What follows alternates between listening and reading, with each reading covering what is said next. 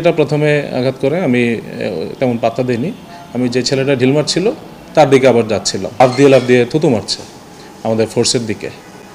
তো আমি ভাবলাম যে যেহেতু নেগোসিয়েশন চলতেছে এখানে তো থুতু মারার কিছু নেই। শুধু না, পিছন থেকে হেলমেট, ওই যে ধস্তাধস্তির সময় হেলমেট, বুলেট প্রুফ, এগুলো যখন পুলিশের কাছ থেকে ওরা কিছু কিছু ক্ষেত্রে দুই একটা নিয়ে গেছিলো, ওগুলো দিয়ে ঢিল মারতেছে।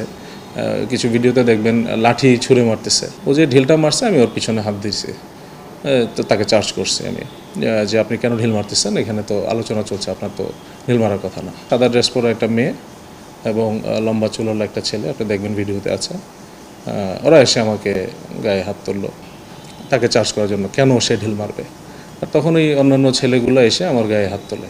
যখন এই বাম ছাত্র সংগঠনগুলোর পক্ষ থেকে ধর্ষণ ও নিপীড়ন বিরোধী যে গণপদযাত্রা এবং স্মারকলিপি প্রদান অনুষ্ঠান, তাদের যে প্রোগ্রামটা ছিল যমুনা অভিমুখে, মাননীয় প্রধান উপদেষ্টা বাসভবন, তো এটা যখনই যাত্রা শুরু করে আমরা তাৎক্ষণিক খবর পেয়ে আমরা হোটেল ইন্টারকন্টিনেন্টাল ক্রসিং যেটা আছে সেখানে আমরা রোড ব্যারিকেড দিয়ে তাদেরকে ওই জায়গাতে আটকে দিই। যেহেতু যমুনা রেসিডেন্স 144 জারিকৃত এলাকা, একটা প্রোটেক্টেড এরিয়া, ওখানে আমরা কাউকে অ্যালাউ করি না। যদি কেউ যেতে চায় আমরা তাদের প্রতিনিধি স্মারকলিপি সহ পৌঁছে দেওয়ার ব্যবস্থা করি। ইতিপূর্ব সকল যেসব আন্দোলন বা দাবি দেওয়া যাদের ছিল, লোকজন জড়ো হয়েছে, আমরা একই পন্থায় করেছি। তা আমরা আমার ডিসি রমনা স্যার এবং আমরা যারা সংশ্লিষ্ট অফিসার ছিলাম এই জোনে, আমরা সবাই তাদের সাথে একইভাবে কথা বলি, আমরা আপনাদের যে স্মারকলিপি সেটা পৌঁছে দেব। কিন্তু তারা ওই ইন্টারকন্টিনেন্টাল ক্রসিংয়ে গিয়ে তারা আর আমাদের কথা শুনে না। আমাদের রোড ব্যারিকেড, রোড ব্লকেড যেটা ছিল, ওই ব্লকগুলো তারা সরিয়ে দেয় এবং আমাদের যে ফোর্স হিউম্যান চেইন করে দাঁড়ানো ছিল তাদের উপরে চড়াও হয়, ব্যাপক ধাক্কাধাক্কি করে। এই ধাক্কাধাক্কির এক পর্যায়ে আমি দেখতে পেলাম যে একজন ছেলে গেরুয়া কালারের একটা টি শার্ট পরা, দেখবেন ফতুয়া পরা, পরে জানতে পারি তার নাম অং মার্মা। সেই ছেলেটা লাফ দিয়ে থুতু মারছে আমাদের ফোর্সের দিকে। তো আমি ভাবলাম যে যেহেতু নেগোসিয়েশন চলতেছে এখানে তো থুতু মারার কিছু নেই। তো আমি আমার স্যারকে বললাম যে স্যার, এই ছেলেটা জিনিসটাকে ভিন্ন খাতে নেওয়ার চেষ্টা করতেছে, আমি দেখি কে। তো আমি সে ততক্ষণে বুঝতে পারছি, আমি দেখছি। তো ও বুঝতে পেরে পিছনের দিকে চলে গেল, আমিও তাকে ফলো করে পিছনে গেলাম।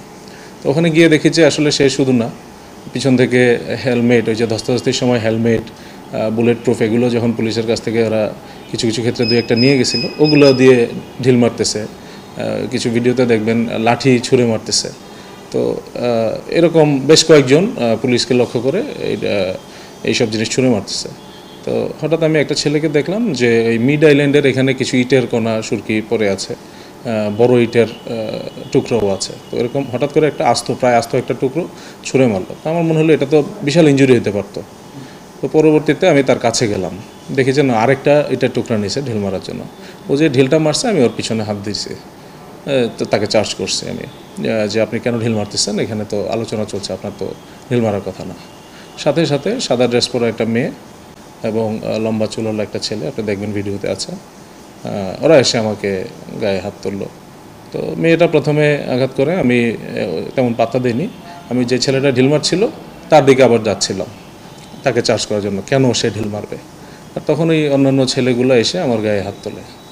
তো আমি বুঝতে পারলাম যে এখানে দাঁড়ায় থাকলে আমাকে আসলে খুব খারাপ পরিণতি ভোগ করতে হবে। আমি তৎক্ষণাৎ আমার যে রাইট টু প্রাইভেট ডিফেন্স, আমি আমার আত্মরক্ষার কৌশল প্রয়োগ করি। আমি ওই ছেলেগুলোর দিকে আমি আমার ফোর্স অ্যাপ্লাই করি। তো আমি এবং ওই জায়গাটা থেকে আমি সরে যাই। যখন আমার ডিসি রমনা এবং এসআই পুলক দেখতে পাই যে আমি তাদের সাথে একটা ধস্তাধস্তিতে আছি, তো স্যাররা এসে আমাকে রেস্কিউ করে।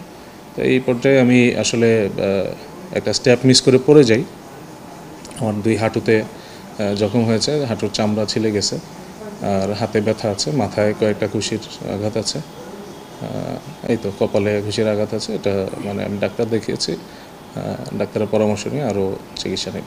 আসলে একটা মানে খুব সমস্যার কথাই, একটা উভয় সংকট।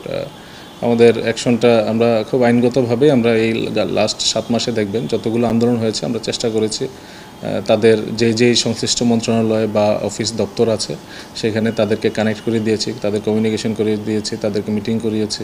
অনেক আন্দোলন সফল হয়েছে যেসব যৌক্তিক আন্দোলন ছিল। কিছু কিছু ক্ষেত্রে কেউ ঝামেলা বাঁধানোর উদ্দেশ্যেই আসতো, বোঝা যায় এগুলো।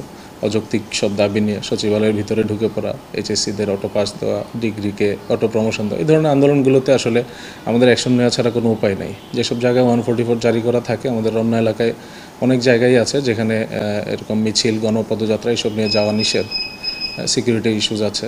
তো সেসব জায়গায় তাদেরকে আমরা প্রথমেই মানা করি, রোড ব্লক দিয়ে আটকে দিই। কথা শুনলে ভালো, না হলে আমাদের আসলে আইনগতভাবে ব্যবস্থা নেওয়া লাগে। এতে করে মাঝে মধ্যে সমালোচনা হয়, বাট বেশিরভাগ ক্ষেত্রে আপনি দেখবেন পুলিশের অ্যাকশন নিয়ে সাধারণ মানুষের মনে একটা পজিটিভ ধারণা আছে।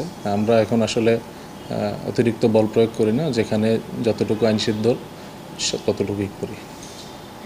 আসলে ব্যাপারটা হলো কি, সমালোচনা করেও কিন্তু গুটি কয়েক একটা গ্রুপ আছে, ভেস্টেড গ্রুপ, তারাই সমালোচনা করে। আপনি দেখবেন বেশিরভাগ মানুষই আমাদের পক্ষে। এখন আমরা যখনই কোনো মব বা অযৌক্তিক আন্দোলনকারীরা যারা সীমা অতিক্রম করেছে তাদের বিরুদ্ধে ব্যবস্থা নিয়েছি। আমরা কোনো সমস্যা ফিল করি না। অ্যাটলিস্ট আমি সেপ্টেম্বর থেকে এখানে আমি দেখেছি আমরা যে কয়েকবার পুলিশে অ্যাকশন নিয়েছি জনগণ আমাদের পক্ষে ছিল। সমালোচনা যে দুই একবার হয়েছে সেগুলোরও যথাযথ ব্যাখ্যা আছে, আমরা কিন্তু ব্যাখ্যা দিয়েছি। অনেক জিনিস হয় যেটা হয়তো বাইরে থেকে দেখা যায় না, বোঝা যায় না। দেখেন ক্যামেরা অ্যাঙ্গেল, তারপরে ইনফরমেশন গ্যাপ, অনেক কিছুর কারণেই অনেক মিস ইনফরমেশন হতে পারে। তো এগুলো আমরা ক্লিয়ার করে দিই সময় সময় আপনাদের মাধ্যমে। আমি মনে করি যে মানুষের মনে এখন খুব ভালো একটা ধারণা বাংলাদেশ পুলিশকে।